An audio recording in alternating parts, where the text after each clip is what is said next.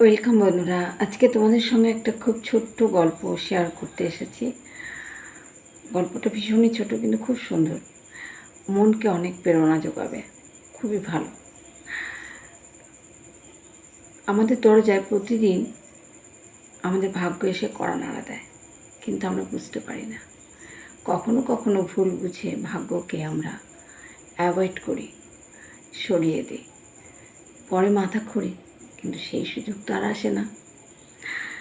আজকে চলো এই গল্প তোমাদের সঙ্গে শেয়ার করব।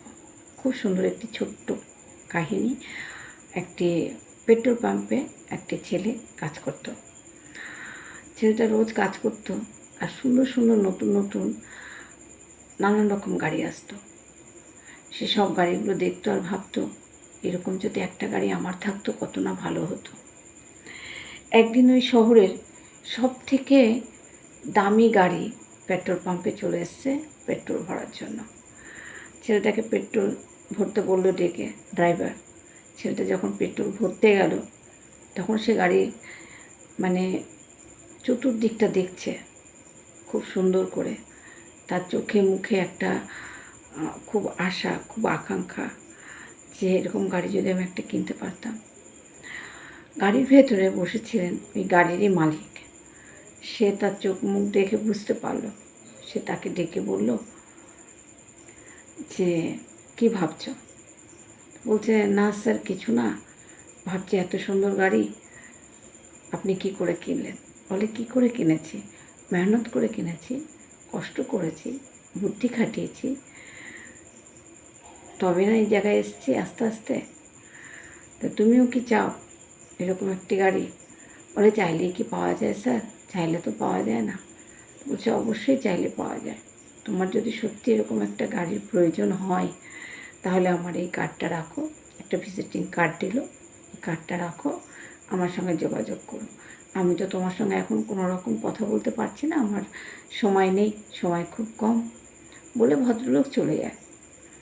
ছেলেটা আরও 4-5 ঘন্টা ওই পেট্রোল পাম্পে কাজ করতে থাকে, কিন্তু তার দিমাগ থেকে বেরোচ্ছে না যে আমি কি লোভে পড়ছি, লোভে কি আমি পা বাড়াচ্ছি কোনো অন্যায় কাজের দিকে।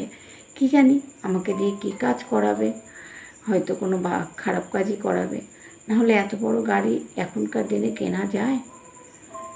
সে অনেক কিছু ভাবতে ভাবতে ভাবতে ভাবতে তার কাজে যাওয়া কাজ কমপ্লিট হয়ে গেল। পেট্রোল পাম্পে যতক্ষণ তার ডিউটি কমপ্লিট হয়ে গেল। হওয়ার পরে সে যখন বাড়ি ফিরে যাচ্ছে, হঠাৎ তার চোখে ডাস্টবিনটা পড়লো। ডাস্টবিন পড়াতে সে চিন্তা করলো যে কাঠটা ছিঁড়ে এখানে ফেলে দিই। আমি যখন কিছুই করব না, বেকার মাথা এত ঘামিয়ে বা মাথা এত বোঝা রেখে কোনো প্রয়োজন নেই। সে কাঠটাকে ছিঁড়ে ফেলে দিয়ে গেল ডাস্টবিনে। ফেলে দেওয়ার পর যেন তার মনটা অনেক হালকা হলো, অনেক ভালো হলো। সে খুব হাসি মনে খুশি মনে বাড়ি চলে গেল। যার মাথা থেকে বোঝা নামলো, আমাকে আর কোনো 2 নম্বরই কাজ করতে হবে না। তখন সে তো চলে গেল। এইভাবে পরের দিনও সে আবার কাজে আসলো। প্রতিদিনই তার মাথার মধ্যে ঘোরে একই জিনিস, সে যদি এরকম সুন্দর একটা কার কিনতে পারত। কিন্তু তার মাথায় আসছে না যে কীভাবে কিনবে। প্রচণ্ড শখ মনে, খুব ইচ্ছে এরকম একটা গাড়ি কেনার। এই করতে করতে 4-5 বছর হয়ে গেল সে ওখানে কাজ করতে করতে। 4-5 বছর পরে হঠাৎ একটা গাড়ি এসে দাঁড়ালো, ঠিক ওরকমই গাড়ি, শহরের সব থেকে সুন্দর এবং দামি গাড়ি। গাড়িটার দামও অনেক। তখনকার সময় গাড়িটার দাম কিছু না হলেও 80-90 লাখ টাকা হবে।